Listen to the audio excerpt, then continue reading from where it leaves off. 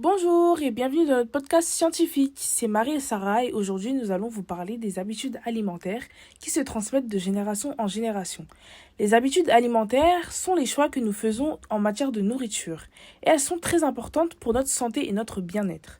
Depuis très longtemps, les humains ont développé des habitudes alimentaires spécifiques en fonction de leur environnement, de leur culture et de leurs ressources disponibles.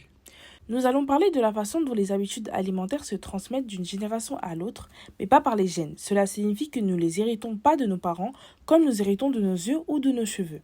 Nous allons explorer comment ces habitudes alimentaires non génétiques ont façonné les régimes alimentaires et les cultures culinaires à travers les sociétés humaines, et quelles sont les conséquences de cette transmission sur notre santé, notre identité culturelle et l'environnement. Du coup, on va parler dans un premier temps des facteurs socioculturels dans la transmission des habitudes alimentaires. Il faut savoir déjà que les facteurs qui influencent ce que nous mangeons sont les préférences, donc les aliments que nous aimons sont souvent influencés par notre goût personnel. Les aversions aussi, donc de même, c'est certains aliments qui peuvent nous déplaire en raison de leur goût, de leur odeur ou de leur texture. Ça dépend en fait justement des personnes. Il y a aussi les croyances, de nos croyances justement culturelles, religieuses ou familiales qui peuvent aussi dicter notre choix alimentaire. Et aussi surtout l'héritage parental. Ce que nos parents nous ont servi quand nous étions enfants peut avoir un impact durable sur nos habitudes alimentaires tout au long de notre vie. Après, on peut aussi citer plusieurs exemples de différences culturelles dans les choix alimentaires. En Europe, par exemple, un aliment comme la langouste sont considérés comme délicats et luxueux, tandis qu'en Chine, ils sont rarement consommés. De même, la viande de bœuf peut être très appréciée en Amérique, mais considérée comme rébutante en Afrique. Parfois, des viandes moins conventionnelles, comme celle du singe, des chats ou des chiens, sont consommées dans certaines cultures, mais pas dans d'autres. On peut aussi parler aussi de l'impact de la disponibilité des aliments, parce que chaque aliment, par exemple, si un aliment est disponible dans un lieu donné, il peut être influencé par les habitudes alimentaires des personnes qui y vivent. On peut aussi parler des régions côtières, avec les fruits de mer qui peuvent être de plus en plus courants et donc plus consommés que dans un centre-ville ou dans le centre d'une ville. On peut aussi dire de même que la disponibilité de certains aliments peuvent être limitées par des facteurs tels que le climat, les ressources naturelles et les pratiques agricoles locales. Ce qui peut aussi justement également façonner les choix alimentaires des individus. Ensuite, nous allons voir quelles sont les implications de la transmission non génétique des habitudes alimentaires. Déjà, ça a une influence sur la santé. Nos habitudes alimentaires peuvent avoir un impact sur notre santé, dans le sens où, par exemple, manger trop de sucre peut causer des problèmes de santé comme le diabète. Cependant, certaines habitudes alimentaires peuvent également être bonnes pour nous. Par exemple, manger beaucoup de fruits et légumes peuvent nous aider à rester en bonne santé. Cela a aussi un impact sur l'identité culturelle. Ce que nous mangeons est souvent lié à notre culture. Par exemple, certains aliments sont traditionnels dans certaines régions du monde et font partie intégrante de l'identité culturelle de ces régions.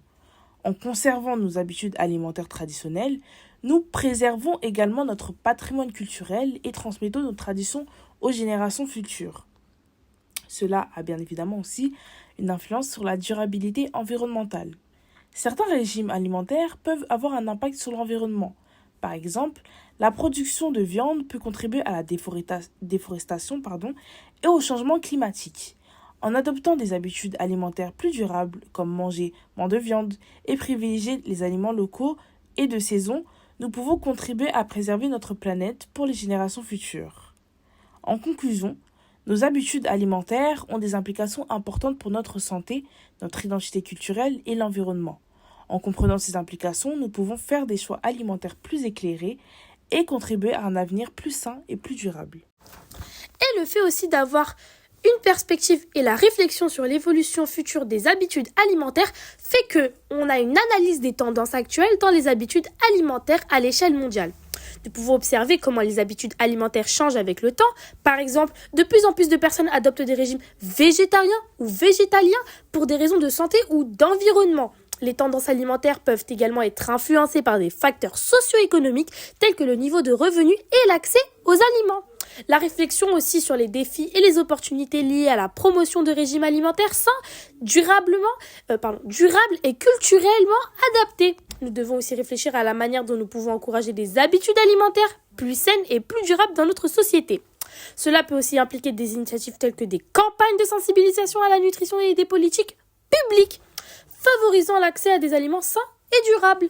En même temps, il est aussi important de respecter et de préserver la diversité des régimes alimentaires, bien évidemment à travers le monde, à l'échelle mondiale, en reconnaissant bien évidemment ce qui est sain et durable, mais peut varier selon les contextes culturels et environnementaux.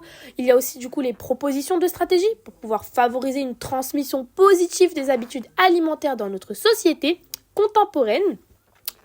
On peut bien évidemment envisager des moyens d'encourager une transmission positive des habitudes alimentaires en mettant l'accent sur une éducation nutritionnelle, la valorisation des pratiques alimentaires traditionnelles et le renforcement des systèmes alimentaires durables et équitables.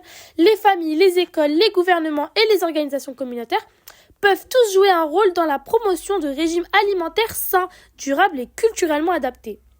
Donc, en réfléchissant aux tendances actuelles et aux défis liés aux habitudes alimentaires, nous pouvons envisager des stratégies pour promouvoir des régimes alimentaires plus sains, plus durables et mieux adaptés au contexte culturel et aux environnementaux bien variés.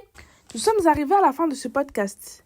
Mais avant de nous quitter, nous allons récapituler les points de l'analyse sur la transmission non génétique des habitudes alimentaires. Dans un premier temps, nous avons exploré comment nos habitudes alimentaires sont influencées par une combinaison de facteurs sociaux, culturels et environnementaux plutôt que par des facteurs génétiques. Ces habitudes alimentaires ont des implications importantes sur notre santé, notre identité culturelle et l'environnement. Dans un second temps, nous avons souligné l'importance de comprendre et de promouvoir des habitudes alimentaires saines, culturellement adaptées et durables. En comprenant les facteurs qui influencent nos choix alimentaires, nous pouvons faire des choix plus éclairés pour notre santé et pour l'environnement. Il est également important de reconnaître la diversité des régimes alimentaires à travers le monde et de respecter les pratiques alimentaires traditionnelles et culturelles.